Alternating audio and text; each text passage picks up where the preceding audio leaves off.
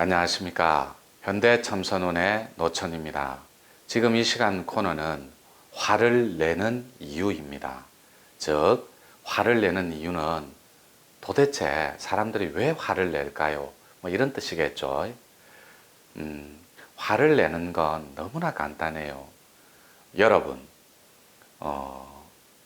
만약에 우리 인체가 그 영양분이 부족했을 때는, 즉 섬유질이 부족했을 때는 변비가 오죠. 그리고 영양분이 과했을 때는 설사를 하게 돼 있습니다. 그렇겠죠? 따라서 여러분들한테 따뜻한 마음자리가 있는데 그 따뜻한 마음자리가 피해의식적인 조건에 의해서 혹은 열등한 조건에 의해서 여러분들이 그것을 건드리기만 하면 버럭 하고 화를 내게 되어 있습니다. 자, 다시 한번 정리해 볼게요. 따뜻하지 못한 거 반대되는 게 무엇입니까? 차가움이죠, 그죠? 즉, 차가운 이성이 만들어낸 마음자리, 그건 피해의식이고 열등한 마음자리를 말합니다. 열등감 같은 거. 그건 모자라고 부족한 마음인데 그게 어떻게 표현되어지냐면 분노, 짜증, 화 이런 것들로 드러나게 되어 있습니다. 분노, 짜증, 화 이런 것들은 다 열증에 의한 드러남입니다. 열증에 의해서 바깥으로 드러나는 증상. 따라서 부족하고 열등한 거에 반대되는 개념이 있죠. 반대되는 개념은 부드럽고 따뜻한 감성의 개념입니다. 차갑고 냉소적인 이성이 만들어내는 것이 열등한 것이고 피해의식적인 것이라면 피해의식의 반대말이 무엇입니까? 바로 주인의식이라고 하는 겁니다. 주인의식은 밝고 부드러워서 긍정적인 자신감을 주인의식이라고 하고, 피해의식은 그런 거 있잖아요. 자격지심, 그리고 열등한 열등감, 그리고 부족하다고 여기는 그런 사회 저하성 같은 거, 이런 것들이 여러분들한테 화로, 결과로에 드러난다는 거죠. 따라서 화라는 건 일종의 무의식적인 습관과 같은 거예요. 우리가 화를 낼 때는 거의 초 단위로 1초, 2초 하는 초 단위로 버럭 하고 으익 하고 감을 찔러버리는 거예요. 억압하고 상처 주는 가운데 상대를 눌러버리죠. 왜냐하면 자기의 가장 취약한 그리고 열등한 그 부분을 탁 건드려 버려서 그래요. 예를 하나 들어볼게요.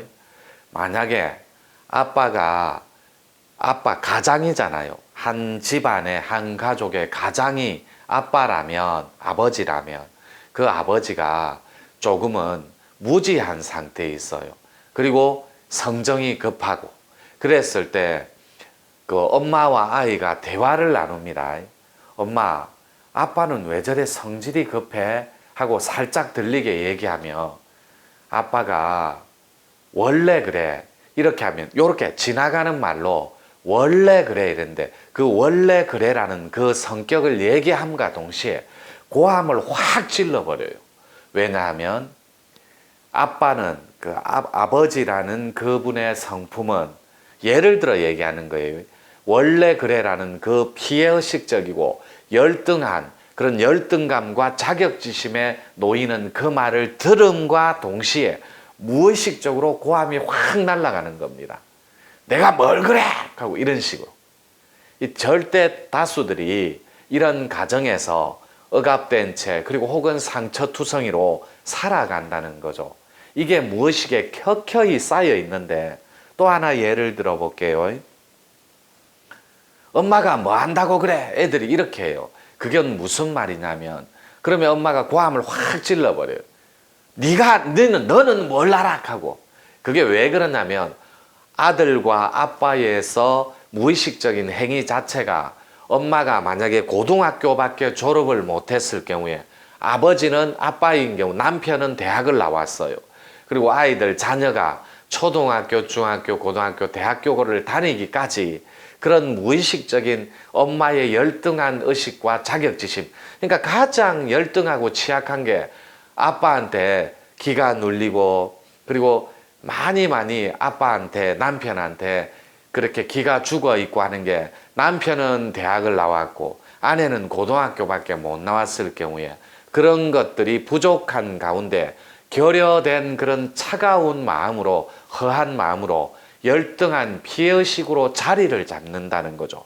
그러니까 엄마한테 물어보지만 엄마 몰라. 이렇게 지나가는 말로 무엇이 켜켜이 그게 상처와 열등감과 자격지심으로 엄마 입장에서 쌓인다는 거죠. 아내 입장에서. 그랬을 때 엄청난 우울증과 그런 자괴감에 들어 공황장애라든지 우울증이 극대화된다는 거죠. 이것처럼 서로 싸울 때 보면, 아내하고 남편이 싸울 때, 이것도 가능한 예를 들어 말씀드리는 거예요. 화를 내는 이유가, 그 열등한 게 어떻게 건드려지냐면, 남편의 성격이 급하고 이 말을 하면 두세 마디 야단을 맞거나 충고를 든다거나 아니면 고함을 지르고 화를 낸다는 걸 아내가 너무 잘 알고 있어요. 그 조건에서는 남편을 제일 잘 아는 분이 그 조건상 아내의 입장이고 아내의 조건이 될 수밖에 없으니까, 이런 얘기를 하면 저분이 화를 타다다닥 하고 급하게 내고 두세 마디 화를 낼 텐데 하고 다 알고 있어요. 또 이런 얘기를 하면 우리 마누라가, 우리 와이프가 심하게 화를 낼 텐데 이렇게 알고 있다는 거죠. 특히 시댁이나 친정집이 못 살 때, 남편은 시댁이니까 남편 쪽이 집안 살림이 좀 부족하다거나, 너희 집에서는 그렇게 가르치더나, 그럼 당신 집에서는 그렇게 배웠어? 이렇게 집안 얘기를 열등하다고 느끼는 그 자격지심과 피해의식이 탁 건드리는 순간 바로 버럭하고 화를 내버립니다. 다시 반복합니다. 이 개념 정리인데, 일종의 화를 내는 이유는 자기의 가장 부족한 열등한 마음과 자격지심으로 켜켜이 눌러놨던 피해의식을 건드리는 순간에 1초 만에 화를 내버리는 그 조건, 그게 화를 내는 이유입니다. 따라서 그 상처를 깊이 있게 어루만지고 감싸줘야 된다는 거죠. 그 입장에서.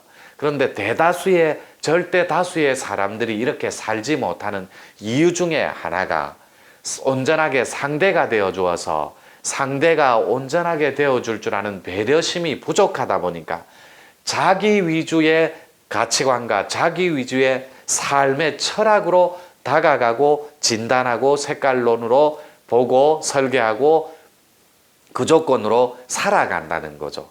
그래서 부딪힘밖에 없다는 거예요. 왜냐하면 자기라고 알고 있는 자기를 내세워 버리니까, 자기라고 알고 있는 자기를 겸손하게 낮추는 가운데 온전하게 상대가 되어주면 그 입장에서 피해의식적이고 자격지심과 그런 열등한 그런 짜증과 분노, 화가 도출되고 결과로 드러나는 그 삶의 조건을 볼 수 있다는 거죠. 그걸 배려심이라고 합니다. 근데 철저하게 그 열등한 자기가 있다 보니까, 그리고 피해의식적인 자기를 내세우다 보니까 티격태격 시비 걸고 싸우고 하는 겁니다. 따라서 이 열등한 의식을 건드리지 않는 가운데, 그걸 존중해 주는 가운데 따뜻한 가정을 만들어 나가는 것, 이게 홍익 가정이 될 수 있다는 거죠. 서로 따뜻함으로 서로를 유익하고 이익되게 배려해 주는 그 가정, 그게 홍익 가정이라는 거죠. 만약에 여러분들이 그런 홍익 가정에 반대되는 개념이 있죠. 그건 정말 상처투성인 집안이 됩니다. 고함 지르고 화내고 윽박 지르고 분노하고 파괴하고 증오하고 막 찍어 누르고 상처 주고 굴림하고 철저한 지배의 욕구가 경영을 하는, 안 봐도 불을 보듯 뻔하지 않습니까? 그 조건이 어떤 조건인지. 숨조차도 쉬지 못하는 그런 너무나 상처와 억압과 이런 것들이 난무하는 그런 너무나 차가운 그런 집안이 될 수밖에 없다는 거죠. 그래서 그 열등한 의식을 부족한 가운데 사랑으로 승화시켜 나가는 작업, 이걸 우리는 대승적인 차원이다 이렇게 표현해요. 절지 표현으로, 불교 용어로, 또 기독교 표현으로, 그 천주교나 기독교 표현으로 온전하게 내 탓이요 하면서 온전하게 상대가 되어주는 습관과 연습이 필요하다는 겁니다.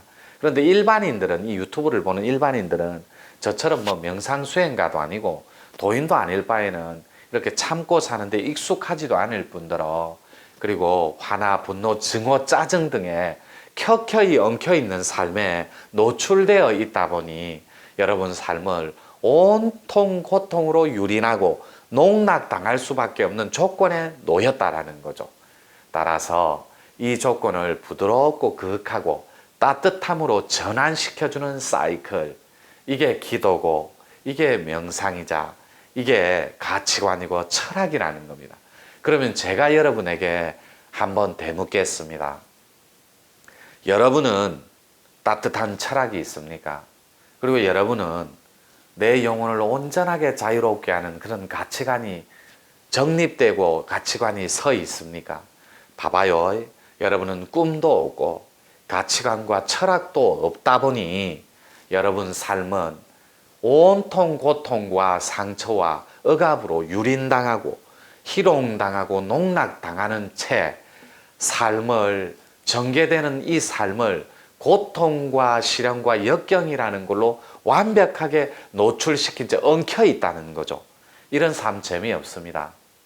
화를 다스리는 자가 자기 참나의 양심을 경영하는 자고, 화를 다스리는 자가 자기 영성을 끝없이 더없이 맑고 영혼을 드높임과 동시에 영성을 끝없이 진화시킬 수 있는 주인공이 될 수 있다는 거죠. 화, 분노, 증오, 짜증은 가짜 마음입니다. 진짜 마음은 따뜻한 마음이기 때문에 자격지심이나 피해의식이나 열등한 마음이 아닙니다. 바로 주인의식이고 자신감이고 긍정하는 긍정심이 내 안에 주인의식으로 자리 잡을 때 여러분은 삶의 창조적이고 주체적인 주인공에 놓여서 행복한 삶을 전개해 나갈 수 있다는 겁니다. 따라서 화를 내는 이유는 개념 정리할게요. 끝으로 간단해요. 여러분의 가장 취약하고 부족한 열등한 그 마음자리죠. 열등한 조건. 예를 들어서 네가 뭐 한다고 그러노? 이런 거. 막 고등학교밖에 졸업 안 했을 때 느낄 수 있는 열등한 마음. 그리고 그거보다도 더 학력이 낮았을 때 가지는 그런 수치심. 그리고 눌러놨던 그런 억압과 상처. 이런 것들이 폭발할 때, 건드릴 때 화를 버럭 내는 거예요. 다시 반복합니다. 내가 가장 취약하고 열등한 비의식을 누군가가 자격지심이 되는 걸 건드렸을 때 화가 버럭 하고 난다는 거죠. 그 마음을, 화를 내릴 때 이건 아주 중요해요. 그 틱나한 스님의 그 4대 생불 중에 한 분인데, 틱나한 스님의 화라는 책이 베스트셀러가 된 적이 있는데 그 내용은 잘 모르겠어요. 그만큼 화가 초미이고 관심이고 그만큼 화두적인 그런 개념이라는 거죠. 이 화는 다스릴 수 있습니다. 어떻게 해요? 화는 억압하고 누르는 게 아닙니다. 화라는 건 내라고 있는 거예요. 이거 약간 역설적인데, 화는 낼 때 상처와 억압이 쌓이지 않습니다. 화병은 화를 누르기 때문에 생기는 거예요. 화는 내라고 있는 겁니다. 단지 화를 내되 내는 마음을 관하고 지켜보라는 거죠. 이게 알아차림이고 마음 챙김이고 이것이 명상이고 이게 마음 공부고 그런 거예요. 봐봐요. 내가 짜증이 확 올라와요. 그때 한 템포, 한 호흡만 늦추고 바라본다면 여유와 지혜로움으로, 이건 연습이 필요해요. 화를 내는 것도 연습이 필요하고 화를 참는 것도 일종의 연습이 필요해요. 이건 자격지심과 열등한 의식에 가려지기 때문에 버럭하고 화를 낼 때 화 자체가 되기 때문에 그게 놓여버리고 그 자체가 되기 때문에 화가 안 보이는 겁니다. 근데 화를 내는 연습을 통해서 화를 얼마든지 경영할 수 있다는 거죠. 그래서 화를 내되 그 속에 일체 자기가 없게 화 속에 묶이고 걸리고 놓이지 않게 그렇게 잘 경영하는 삶, 이게 화를 다스리는 지름길이다, 이렇게 표현할 수 있습니다. 따라서 여러분들이 화는 내되 화 속에 내가 없고 그 화를 올라오는 그 화를 바라보되 지혜롭게 슬기롭게 이 화를 잘 경영하고 잘 다스릴 줄 아는 그런 지혜로운 사람이 되어주기를 저는 도인의 한 사람으로서 이 텍스트를 마칠까 합니다. 이상 화를 내는 이유였습니다.